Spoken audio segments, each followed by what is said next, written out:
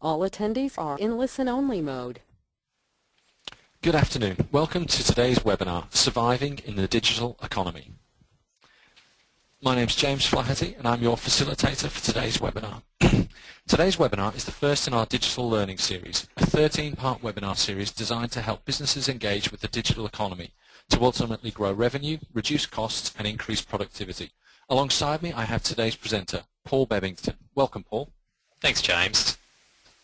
I'm Paul Bebbington, and I'm a web content editor at the Department of Tourism, Major of Small Business and the Commonwealth Games, known as DETES. My main role is to craft business-focused content and solutions for the Business and Industry portal at www.business.qld.gov.au. I've delivered a number of webinars on various topics, including business continuity planning, strengthening your business, and ABA and ABLIS. Now, back over to you, James. So first we'll just get some tips to get the best out of today's webinar. We'll be on air for around sort of 45 minutes to an hour. At the end of the presentation there'll be a Q&A session. Now you should all have a text panel on screen at the moment. Please use that panel to ask questions. You can type them in at any point during the presentation and we'll collate them and then go through as many as we can at the end.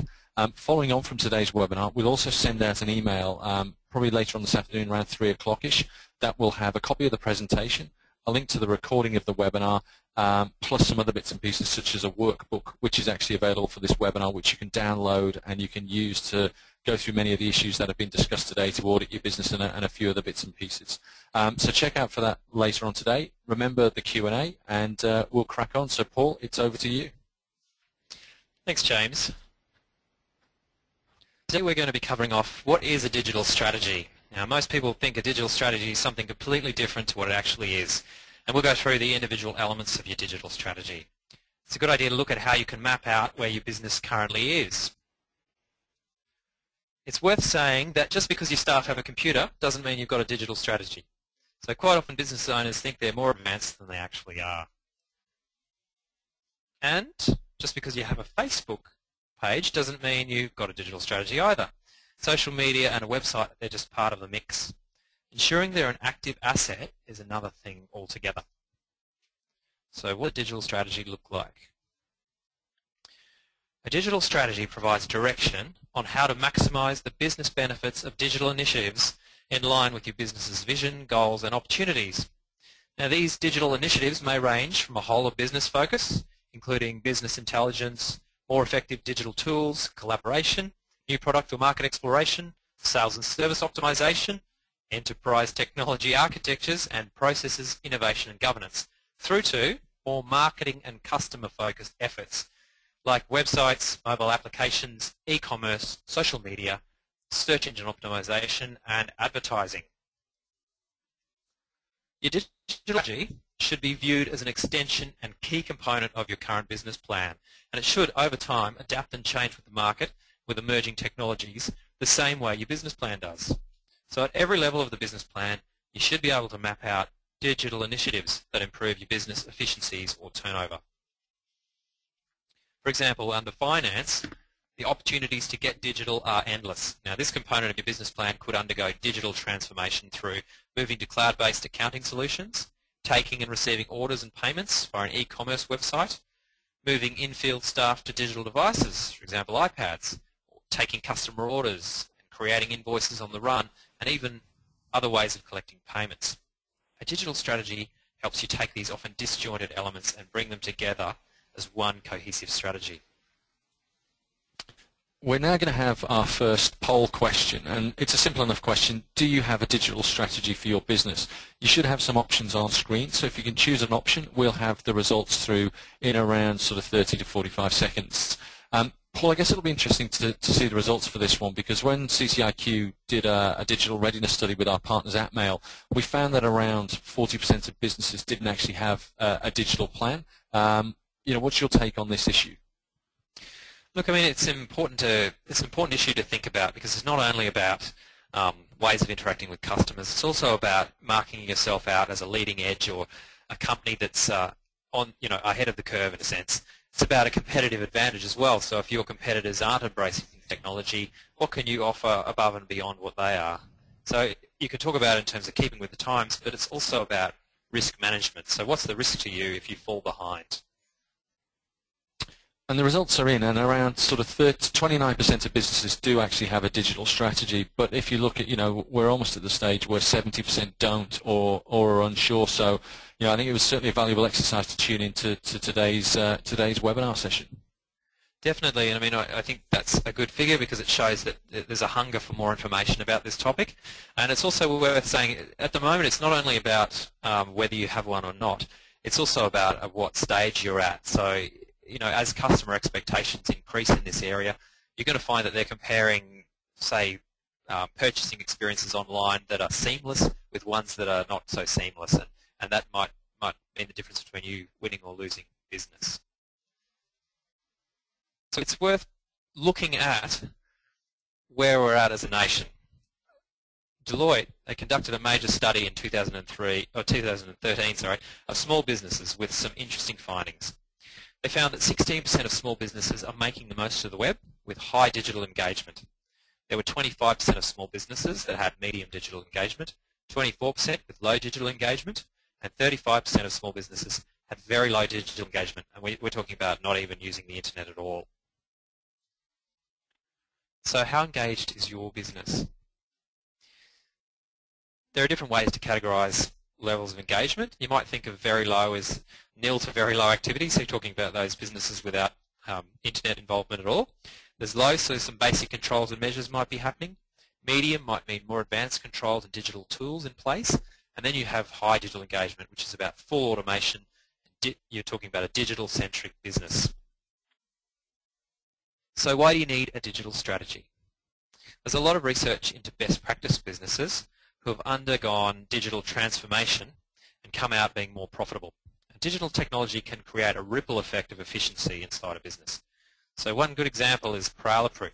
Prowler-Proof is a manufacturer of security doors and screens who constantly look for ways to be more efficient using technology and digital platforms. Now, Prowler-Proof realized the traditional method of receiving fixed orders, manually sending them to a production line, then putting them out or putting them on job sheets risked what they called translation issues. So it meant that you could have incorrect orders being sent out. And in 1996, the company invested in a proprietary online ordering system where customers could order through a digital tool that allowed them to get a quote and place an order instantly. Since then, they've evolved the ordering system into a product that's leading their industry. And their processes are now so efficient that 15 minutes after an order is placed, the job is underway, and they've reduced the error rate to around 0.5%. In addition, over the last 10 years, employee numbers have remained relatively stable, yet they've seen business growth of around 400%. Now, your clients are getting more tech savvy, and their expectations of you and your business are that you should be too. They expect to be able to connect via social channels, the web and mobile commerce tools and apps with your business. Through developing a digital strategy for your business, you'll be able to create a new business culture. This is one where everyone in your business is aligned and thinking about creating efficiencies and looking to technology and digital media to streamline the business. And these efficiency gains that technology can bring often offset the cost to undertake technology in the first place.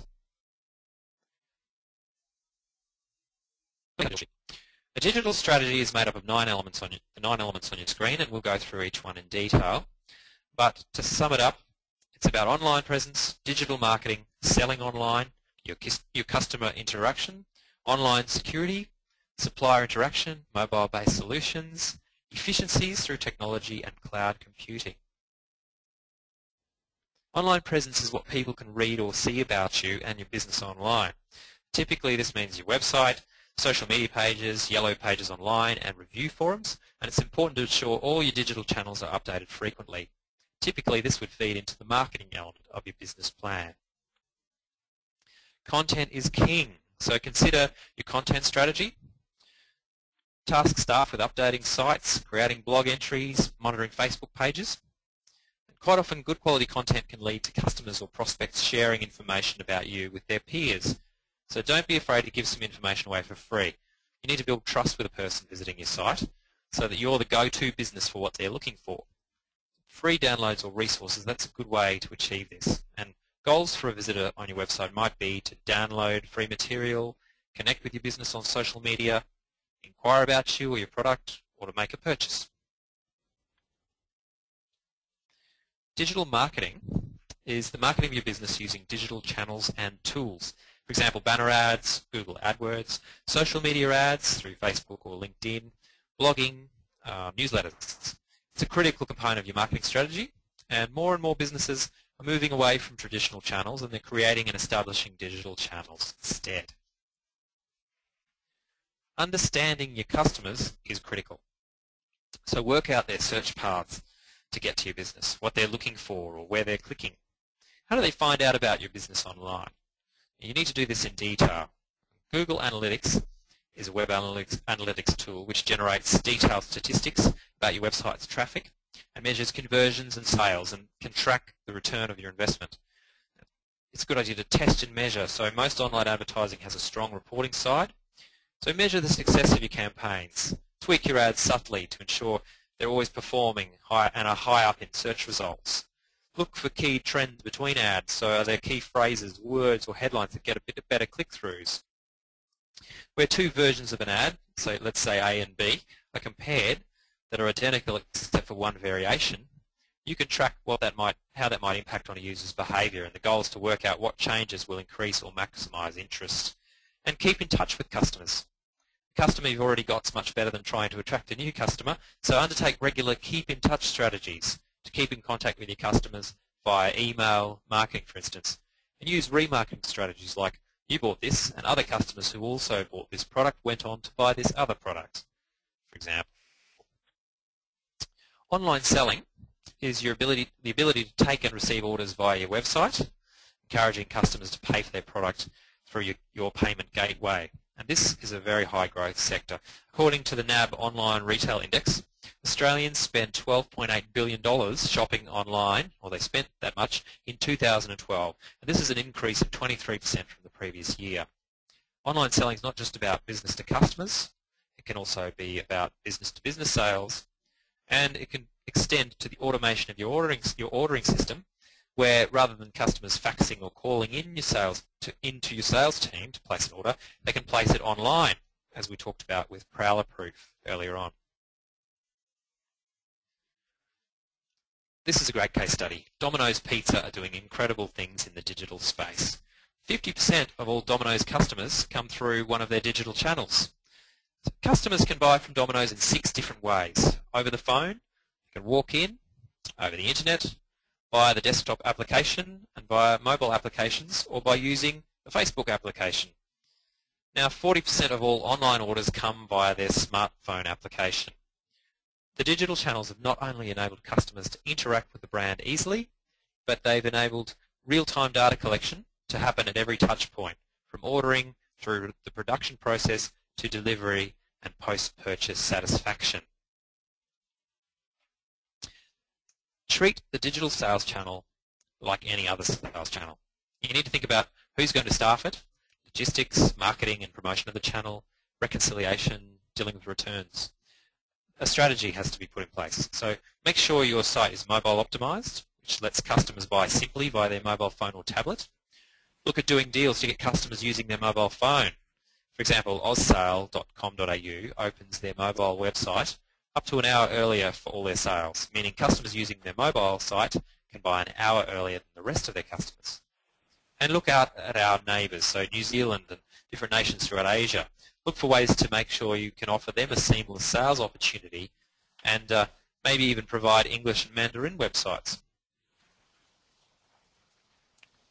Right, time now for our second poll question.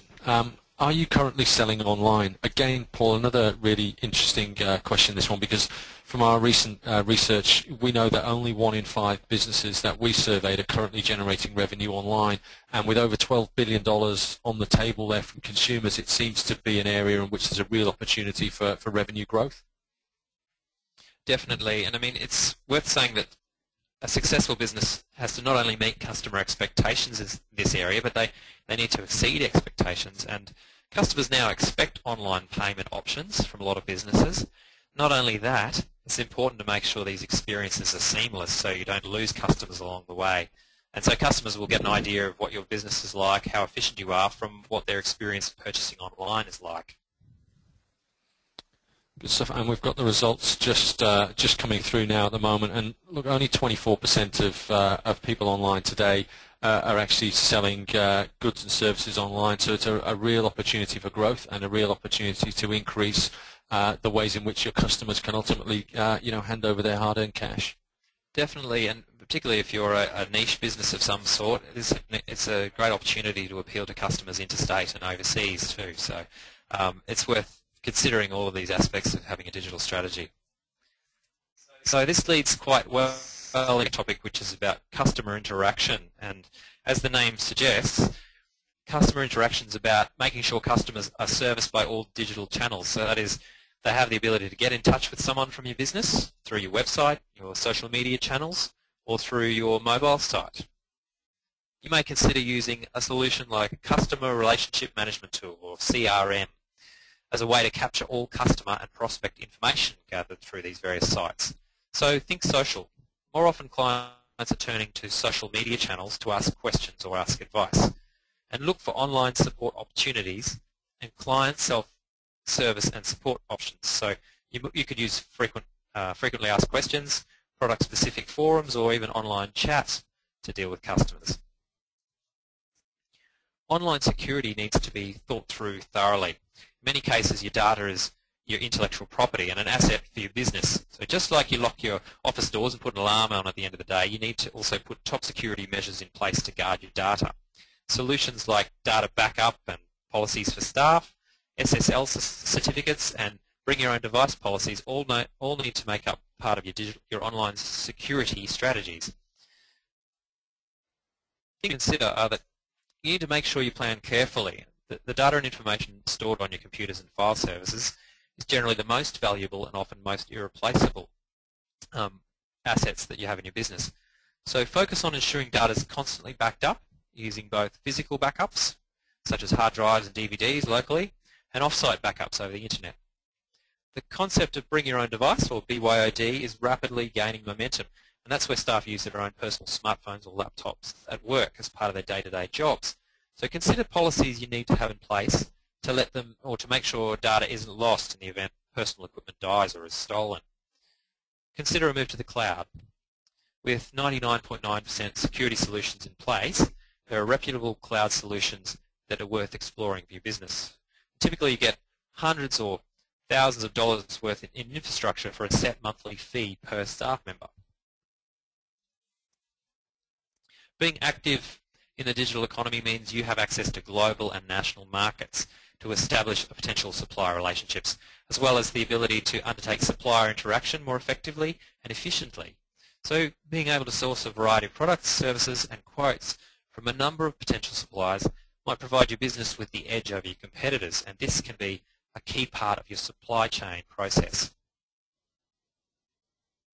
So think global. Source quotes from manufacturers of the product in their home country instead of their reseller in Australia. Think about the ability to pay instantly. This means no delays in processing payments, a reduction in paperwork and cash handling. And not relying on the checkers in the mail scenario might also lead to a stronger and more resilient relationship with your suppliers. Many new accounting financial software packages have an auto reorder facility, so some are intelligent in the sense they can reorder based on sales trends. There's no more sorry out of stock moments that you have to deal with your customers, and this means when stock levels drop to a set level, it will automatically trigger a reorder with your supplier at the very least. Mobility is one of the fastest growing sectors, and Australians are the second largest group of smartphone users in the world. Mobility refers to the ability of your customers to use tablets and smartphones to interact with your business, as well as to empower your staff to be more efficient in their day-to-day jobs. Some of you may be wondering what the difference is between mobile apps and mobile websites. So apps are native, that is they're written for either an Android device or an iPhone or iPad, while a mobile website is a scaled version of your business website that looks acceptable on a mobile phone or tablet. Mobile commerce is the ability to transact via your mobile phone. So look at PayPal's solution which plugs into the top of the phone, turning your phone into a merchant facility. Or it can be about simply letting customers buy through your mobile website. Business tools like CRMs and project management apps can be used for quick and efficient on-the-go reporting. You might also consider a bespoke solution where a customer application is built to suit your business needs. Moving to the cloud. For businesses, there are three main cloud services to look at. You've got software as a service, which is a subscription to an application that your business accesses over the internet, for example, salesforce.com. There's platform as a service, where a business may create custom applications for use by everyone in the business.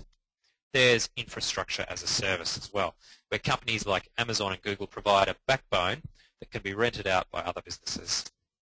So with cloud services, you can reap the benefits of not having to deploy physical infrastructure like file servers, storage systems, or physical software. It allows you to reduce IT infrastructure and potentially the size of the team currently managing your IT. And placing transactional and data capabilities of your business back in the hands of your employees through, say, providing mobile devices will make your team more efficient and effective. Remember, technology is an investment. And as with any investment, you need to do your research to make sure the technology is the best fit for your business and your staff. This approach in itself is about ensuring effective and efficient use of technology for your business. One of the key advantages of moving to digital is the ability to gain productivity improvements. So what happens next?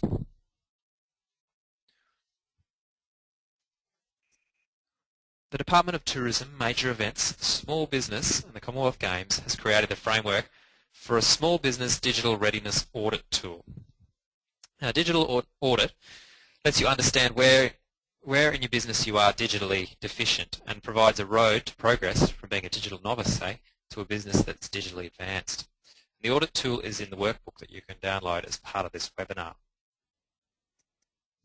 This tool lets you quickly and easily understand where your business is at, whether you're a novice at the surviving digital engagement stage or consolidating at a moderate stage or leading in the advanced stage.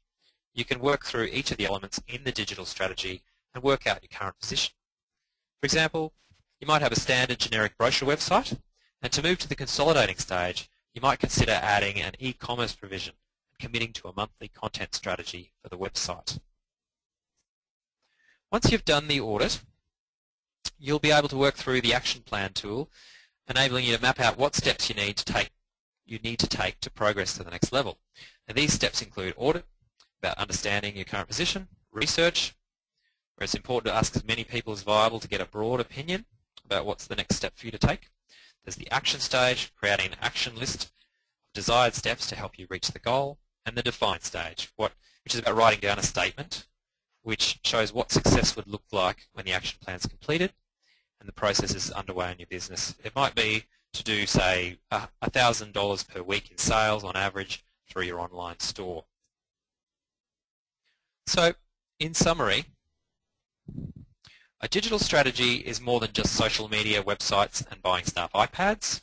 It should be an integral part of your business plan. So look at each area of your business plan and assess how you could achieve efficiency gains through the use of technology or software. Audit your business. Understand where you're at. Understand where your competitors are from a digital perspective and what your customers in 2, 5, and 10 years will expect from you. And prepare for this. Create an action plan to proceed to the next level. Good stuff. Thanks, Paul. Look, I think that was a really hugely insightful presentation and contains some great advice and some great tips for small businesses looking to get more involved in the digital economy. It's time for some questions now. There's a text box on screen. I know we've been having a flurry of questions coming through to us from you so far. So please use the text box to enter your questions, and we'll respond to them as much as we can. If the questions are extremely detailed and are require a fairly substantial answer, what we'll do with some people is take those questions offline, and we'll either contact you directly or put the responses to the questions up on the website at a later date. So the first question that's come in, Paul, is really around how we've got a business owner here who's not really that tech savvy. Should they employ somebody to do this sort of thing for them? That's a good question, James, and it really comes down to who you've got in your business and what the skill sets are. It's worth thinking about employing someone if you feel you need someone who's really on top of digital trends and who can, has the necessary skills and they're updating their skills constantly. Well, consultant might be able to offer you this. It's also worth considering whether you need to bring the skills in-house or whether you can incrementally improve skills within the business. So there are some key questions to ask because there's always limitations with bringing people in. And you might need to ask what experience a particular contractor has in your sector. Say what experience have they got outside their area of expertise, and what are the limitations of their business? What can't they offer you? So often that's not what's discussed at the first meeting, but can they work to a staged rollout or something that suits your budget, and what are the time frames and turnarounds that they might be able to offer you?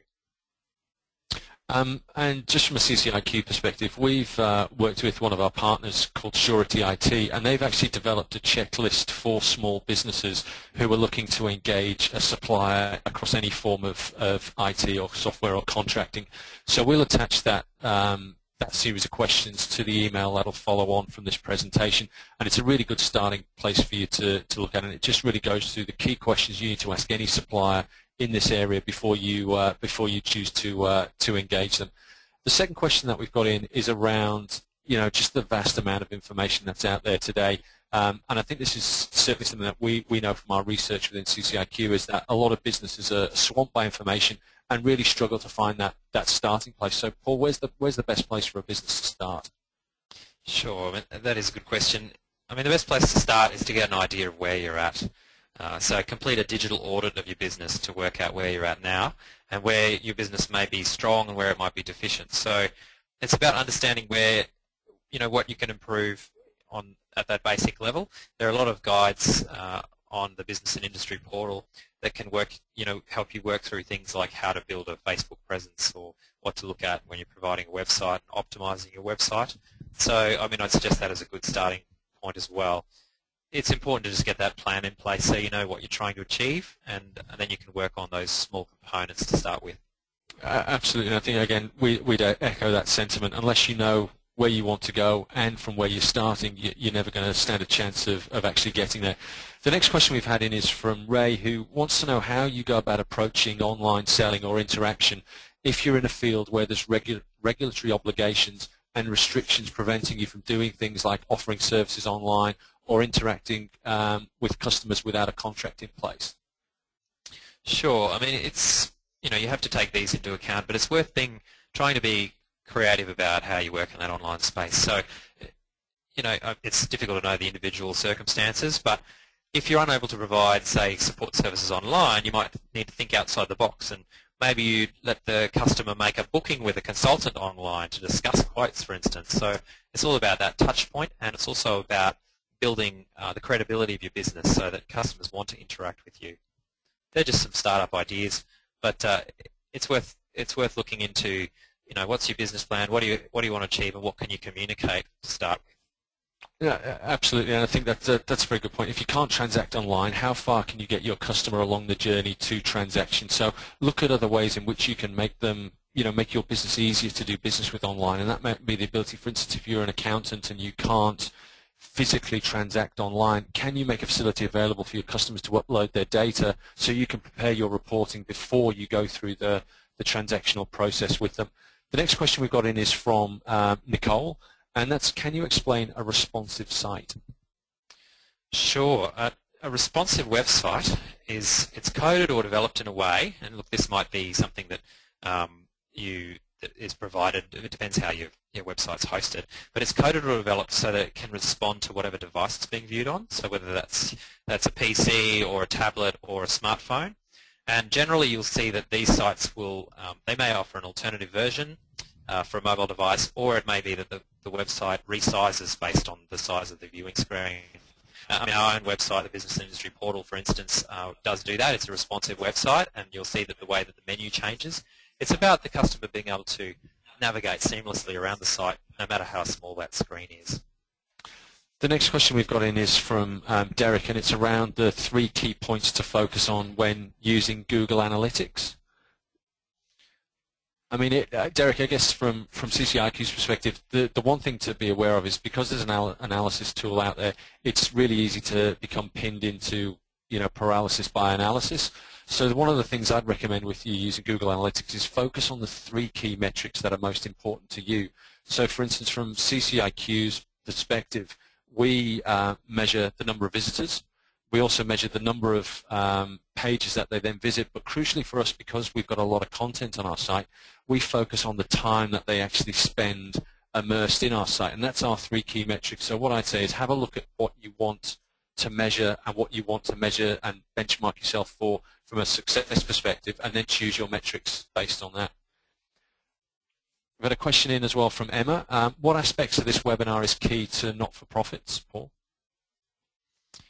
Look, for a not-for-profit, it might be about, you need to think about how you interact with people. So it might be, you need to sort of think about acting or thinking and planning like a profit-based business, and how customers will interact with you.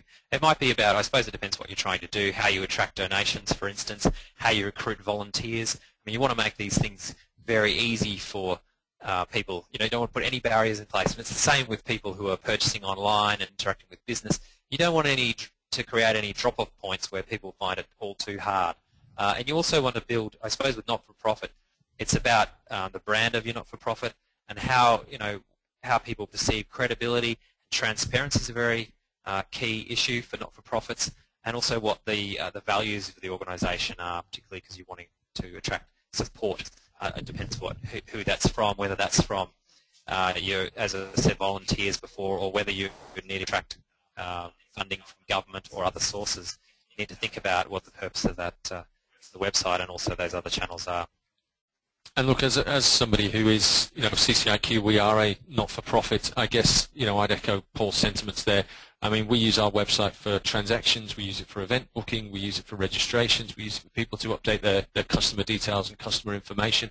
And I think there's some really good examples out there in the not-for-profit sector who are doing some really interesting stuff. I mean, I know, for instance, somebody like a Boys Town has got their CRM system up and running and working to working to almost perfection. So I'd have a look around, and we have a mantra with our website, and it's just because we're not-for-profit doesn't mean we can't. And I think if you take the disciplines that any profit-generating organisation would work and put them into your not-for-profit website, you won't go far wrong, and I think a vast amount of the content in this webinar will apply directly to you guys. We've had a question in from Ken, who's a residential builder, and any ideas how they could use e-commerce to sell their services and products? Oh, look, that's an interesting one. I mean, some things that come to mind are you could provide online quoting and also online payment plans, that kind of thing. I mean, really with residential builders, it's also about attracting new business. So how do you appear? Do you have examples of existing work that you've done? Are there any quality guarantees? Any of these key customer concerns, you need to answer them, and you need to really answer them better than your competition out there. And also play to local preferences. So if you're based in certain areas, you need to let people know that you can serve them quickly, and also think about what are the trends within the building industry, and do you look like you're on trend and you can deliver modern work if that's what's required. What are customer preferences out there? What are you seeing come through, and can you show them examples of what you could do?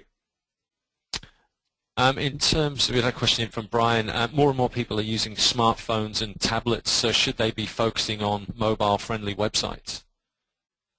Yeah, look, I mean, that's the trend at the moment. It is, mobiles and tablets, there's massive uptake of that kind of thing. You really want people to be able to consume and access information about your business wherever they are and whatever's the way they want to do that. So you don't want to put any barriers in place to them using your website. If it's too hard for them to navigate around, you might find that they simply go to the next.